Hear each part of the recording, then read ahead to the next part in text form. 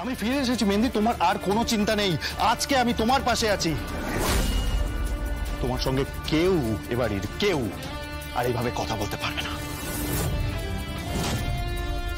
এদের সবাইকে আমি শেখাবো যে বাড়ির বউয়ের সঙ্গে কি ব্যবহার করতে হয়। দ্বিতীয় কোনো জগদ্ধাত্রী মুখার্জি আমি হতে দেব না যে এখান থেকে মৃত অবস্থায় বেরিয়ে যেতে হয়। তার প্রয়োজন পড়বে না। কি বলছো? প্রয়োজন পড়বে না? আমি নিজেকে নিজেই সামলে নিতে পারবো।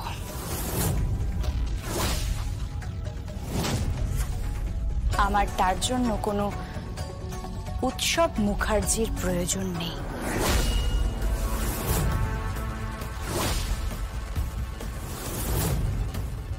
জানো উৎসব, তুমি না জেলেই ভালো ছিলে।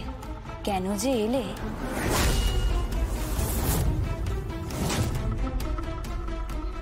কি বলছো কি তুমি মেহেন্দি? কি বলছো তুমি?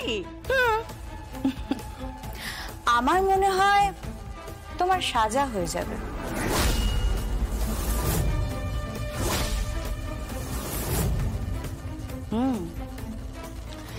মিছিমিছি এ বাড়িতে এসে বাড়ির মায়া বাড়িয়ে কি লাভ বলো তো? হোয়াটএভার, এসছো যখন খাওয়া দাওয়া করো, এনজয় করো, ভালো থাকো। জগদ্ধাত্রী মুখার্জির মামলায় মাথা ঘামিও না।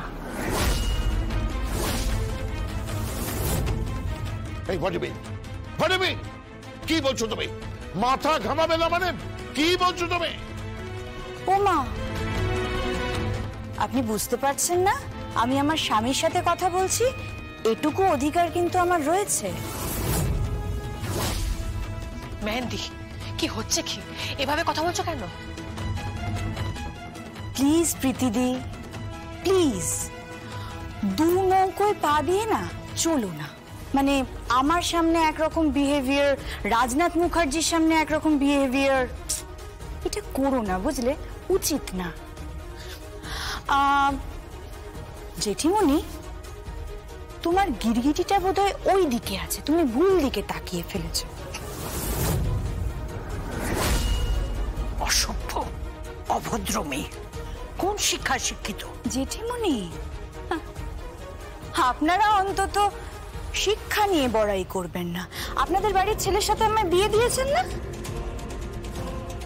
ছেলের ব্যাকগ্রাউন্ড চেক করুন।